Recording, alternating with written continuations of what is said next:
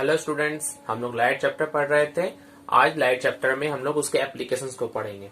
हमने light chapter में बहुत टॉपिक्स पढ़े हैं, भारी भरकम टॉपिक्स जो समझने में दिक्कत हो रही थी हमें कि इसका डेली लाइफ में इस्तेमाल क्या है, जैसे कि रिफ्रैक्शन, प्रिज्म हम लोगों ने पढ़ा, लेंस पढ़ा, लेंस में कैसे इमेज बनता है वो हमने पढ़ा। आज हम उन सबका एक प्रैक्टिकल एप्लीकेशन कहाँ पर देखेंगे, अपने ही बॉडी के पार्ट्स यानी कि आई, आंखों में हम इसका क्या एप्लीकेशन होता है। हम आज जो पढ़ने जा रहे हैं वो ह्यूमन आई है।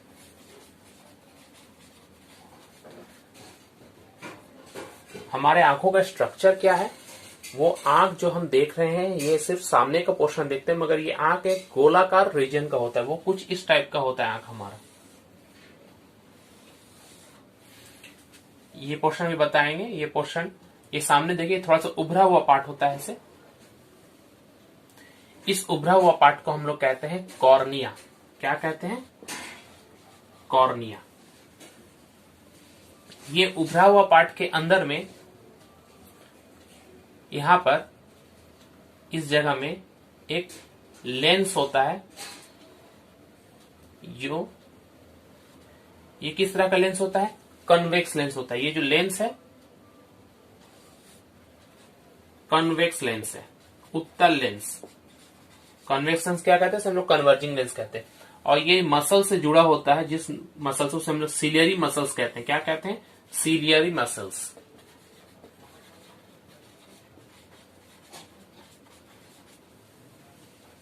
ये उभरा हुआ पार्ट और इस लेंस के बीच में, ये उभरा हुआ पार्ट के अंदर में हम लोग अपने आंखों में जब देखते हैं तो हमें दिखाई देता है रंगीन भाग कुछ दिखाई देता है, जो आंखों का जिसे हम लोग रंग कहते हैं। किसी का ब्लैक होता है, किसी का ब्राउन होता है, किसी का और ब्लू कलर का भी हो सकता है। तो ये जो सामने का जो पोर्शन होता है उसे हम लोग क्या कहते हैं? आइरिश कहते हैं। ये वाला पोर्शन यहाँ पर जो है ये आइरिश है। अगर इसे मैं दिखाऊं तो ये कुछ इस टाइप का दिखने में लगेगा आपको। यहां से आइरिश अगर कहें, सामने से अगर देखें तो ये कुछ ऐसा गोलाकार हिस्सा है। ये हमारा आंख ऐसा होता है ना, इस ये एरिया जो है यहाँ पर जैसे लाइंस बने होते हैं, ये हमारा आइरिस है। ये आइरिस को साइड से अगर देखेंगे तो उसका साइड से ये हमें दिख रहा है। इस आइरिस के अंदर में एक भाग होता है जहां से लाइट अंदर जाती है। इससे हम लोग पुपिल कहते हैं। यहाँ पर ये छोटा वाला जो भाग दिखेगा आपको, ये क्या है? पुपिल है। प्यूपिल।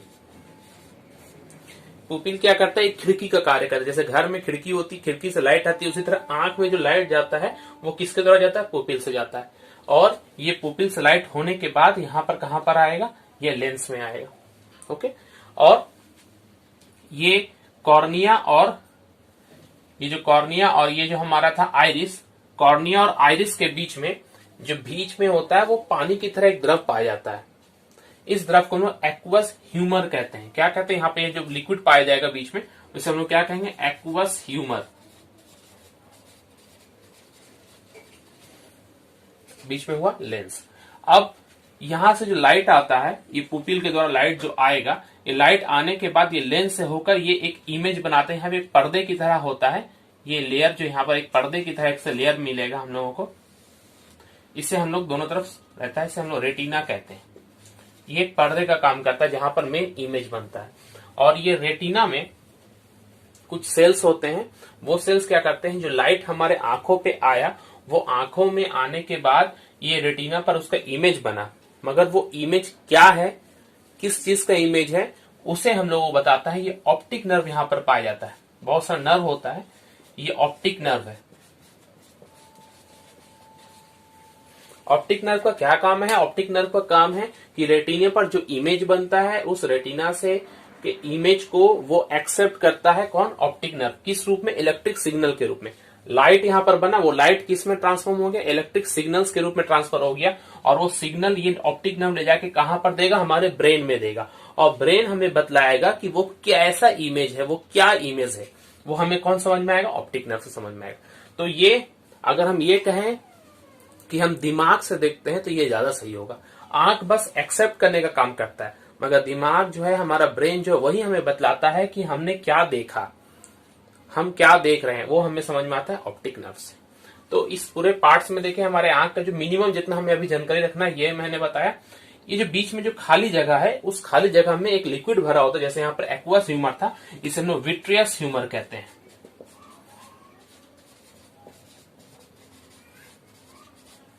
Vitreous humour. ये पानी जो है ये काम करता है, इसको पिचकने से, ये जो आई का बॉल हुआ पूरा, इसको पिचकने से बचाता है। मतलब इसको जो शेप, रिजिड शेप देकर कौन रखता है, गोल किसे बनाया कौन रखता है, विट्रस ह्यूमर रखता है। इसका मेन काम यही है। अब पूरे को एक बार फिर से आप समझे, हम लोग आई को इस रूप में देखते हैं। ये जो हम देखते हैं आई को, ये जो बीच का जो हम पोर्शन देखते हैं वहां से ही हमारा इंपॉर्टेंट, ये बीच का जो इंपॉर्टेंट एरिया है इसे हम लोग आइरिस कहते हैं। आइरिस के कारण ही हमारे आंख का अलग अलग कलर होता है, किसी का ब्लैक, किसी का ब्राउन, किसी का ब्लू, और अलग अलग रंग आप देख सकते हैं। तो ये जो आइरिस है, ये आइरिस में कुछ सेल्स होते हैं, सॉरी आइरिस में कुछ मसल्स होते हैं। ये आइरिस क्या काम करता है, इस पुपिल को, जिसके अंदर ये छेद की तरह है जिससे लाइट होकर जाता है, इस पुपिल को ये ऐसे छोटा या बड़ा कर सकता है। जैसे कि हम लोग खिड़की में दोपहर के समय बहुत ज्यादा लाइट होता है, तो हमें लाइट की कम जरूरत पड़ती है उस समय, तो हम क्या करते हैं, खिड़की को जो है वो खुला कम छोड़ते हैं, मतलब उसे पर्दे से ढक देंगे, बंद कर देंगे, ताकि लाइट ज्यादा धूप हमारे घर में ना आए। लेकिन शाम के समय जब लाइट बाहर कम हो जाती है तो हम क्या करते हैं, और खिड़की को बाहर खोल देते हैं, बड़ा कर देते हैं। तो उसी तरह से हमारा आंख का पिपिल खिड़की की तरह कार्य करता है। अगर हम दिन के समय या बहुत तेज रोशनी में कुछ अगर देख रहे हैं तो हमारा प्यूपिल क्या है, वो छोटा हो जाएगा। ये जो आइरिस है, आइरिस के मसल्स इस प्यूपिल को छोटा कर देते हैं ताकि कम लाइट अंदर जाए। ज्यादा लाइट जाने से भी यहाँ पर हमारा रेटिना जल सकता है, इसलिए कम लाइट जाने के लिए वो यहाँ पर इसको छोटा कर देता है। मतलब आइरिस का काम क्या है, प्यूपिल को छोटा या बड़ा करना। लेकिन जब हम थोड़ा शाम के समय, ये जब अंधेरा होता है हम देखते हैं, तो हम देखते हैं हमारा जो प्यूपिल है वो थोड़ा बड़ा हो जाता है। क्यों बड़ा होता है, कि ज्यादा से ज्यादा लाइट हमारे आंखों के अंदर में जाए। तो ये प्यूपिल जो है ये छोटा बड़ा हो सकता है। कौन इसे करता है, आइरिस करता है। तो प्यूपिल जो खिड़की का कार्य करता है, और ये आइरिस कह सकते हैं पर्दे का कार्य करता है, उसको छोटा या बड़ा कर रहा है ताकि लाइट जो है इसमें जाकर कंट्रोल कर। मतलब अमाउंट ऑफ लाइट को अगर हम ये कहेंगे, अमाउंट ऑफ लाइट को कंट्रोल कौन करता है, तो आइरिस करता है। ये कलर्ड पार्ट ऑफ आई है, और इसके ऊपर एक पतला सा लेयर हमें दिखता है, पतला सा पानी की तरह लेयर, जो कि कॉर्निया है। इसे हम लोग क्या कहते हैं, कॉर्निया कहते हैं। ये जो व्हाइट पार्ट है इसे हम कॉर्निया नहीं कह रहे, हमारे ये जो आंख के सामने का जो रीजन है, इसके ऊपर से एक ढका रहता है कॉर्निया, वो ट्रांसपेरेंट होता है ताकि लाइट उसमें से जा पाए। ये जो कॉर्निया है, यहां पर मोस्ट ऑफ द लाइट, ये जो कांच की तरह सरफेस है, इसमें क्या होता है, मोस्ट ऑफ द लाइट जो है वो बेंड कर जाता है। लगभग आधे से ज्यादा भाग, अगर हम ये कहेंगे कि ये जो लाइट आ रहा है, ये ज्यादा से ज्यादा जो भाग बेंड करता है, कौन करता है, कॉर्निया से करता है, बेंड करता है। कॉर्निया का रिफ्रैक्टिव इंडेक्स बहुत ज्यादा होता है, लगभग 1.38 होता है, इसलिए ये ज्यादा रिफ्रैक्टिव इंडेक्स होने के कारण इसको लाइट को बेंड करता है। उसके बाद बेंड होने के बाद प्यूपिल से होकर ये लाइट कहां पर आता है, लेंस पे आता है। उसके बाद और थोड़ा बेंड होकर वो फिर यहाँ पर एक इमेज बनाता है। इमेज कहां पर बनता है, रेटिना पर बनता है।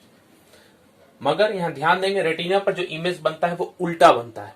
अगर हम लोग यहाँ पर ये हमारा पास अगर कोई ऑब्जेक्ट है तो इसका इमेज यहाँ रेटिना में बनेगा तो ऐसे बनेगा, उल्टा।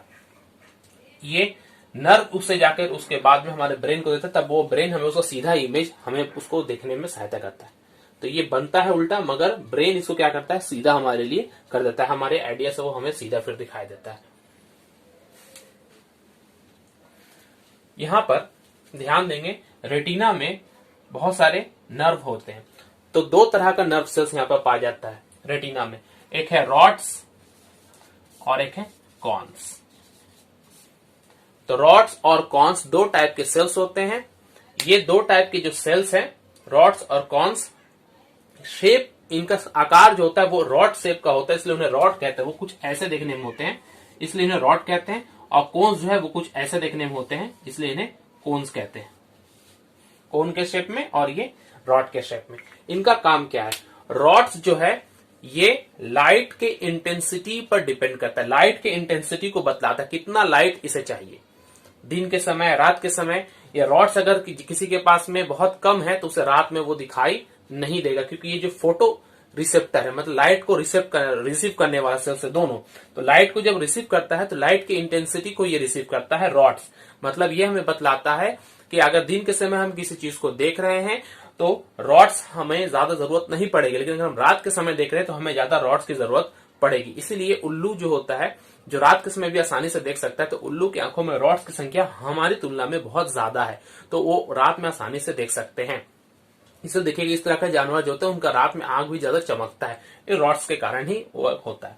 कोन्स क्या करता है, कोन्स जो है ये कलर ऑफ द लाइट को पहचानने में काम आता है। कोन्स किस तरह का लाइट है या कैसा वेवलेंथ का लाइट है वो हमें बतलाता है कोन्स। जैसे कि हमारे आंखों में कोन्स की संख्या जो है ये कम है, इसीलिए हम अल्ट्रावायलेट जो लाइट होता है उसे हम लोग नहीं पहचान सकते। लेकिन जो हनी बी यानी कि मधुमक्खियां, उनके आंखों में कोन्स की संख्या ज्यादा होती है तो वो अल्ट्रावायलेट लाइट को भी पहचान सकती है, उन्हें देख सकती है। इसलिए हम कोन्स की संख्या कम होने के कारण अल्ट्रावायलेट लाइट को हम नहीं देख सकते। उसी तरह रॉड्स को अगर हम बात करेंगे तो मुर्गियों में या मुर्गे में कौन रॉड्स की संख्या जो होती है वो बहुत कम होती है, इसलिए वो रात में देख ही नहीं पाते हैं मुर्गियां। मतलब शाम होते ही जैसे सूरज डूबता है वो सोने चले जाते हैं, सुबह उठते ही वो बहुत जोर जोर से चिल्लाने लगते हैं, जो हम लोग जानते हैं मुर्गे का बांग जिसे देना हम लोग कहते हैं। कुछ और इंपॉर्टेंट पॉइंट यहाँ आप लोग जान लें। ये रेटिना जो है, ये रेटिना में कुछ पॉइंट्स होते हैं, खास करके एक होता है येलो स्पॉट जिसे हम लोग कहते हैं, एक जगह है रेटिना में जिसे येलो स्पॉट कहा जाता है, और एक होता है ब्लाइंड स्पॉट।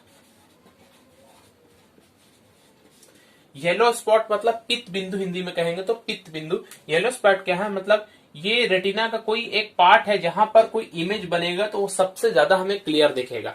तो येलो स्पॉट पर अगर कोई वस्तु का इमेज दिखाई देता है तो सबसे ज्यादा क्लियर दिखाई देता है। येलो स्पॉट पर बनने वाली इमेज हमें क्लियर दिखाई देगा। तो वह स्पॉट जिस पर क्लियर इमेज बनता है उसे हम लोग क्या कहते हैं, येलो स्पॉट कहते हैं। ये कहां पर होता है, रेटिना पर होता है।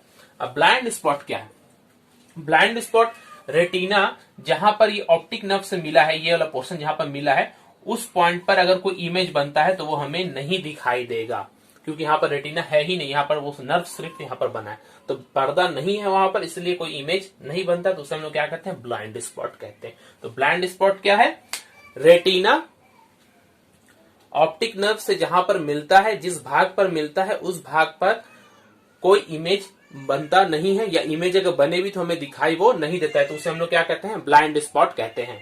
ब्लाइंड स्पॉट हर एक आंख के लिए या हर एक आदमी के लिए अलग अलग होता है। आपके लेफ्ट आई का ब्लाइंड स्पॉट अलग डिस्टेंस पर होगा और राइट का अलग होगा। तो ये जो ब्लाइंड स्पॉट इसे हम लोग कैसे पहचानते हैं, बहुत इजीली हम पहचान सकते हैं कि हमारे आंखों में ब्लाइंड स्पॉट है, यानी हर किसी के आंख में होता है, वो डिस्टेंस अलग अलग होता है।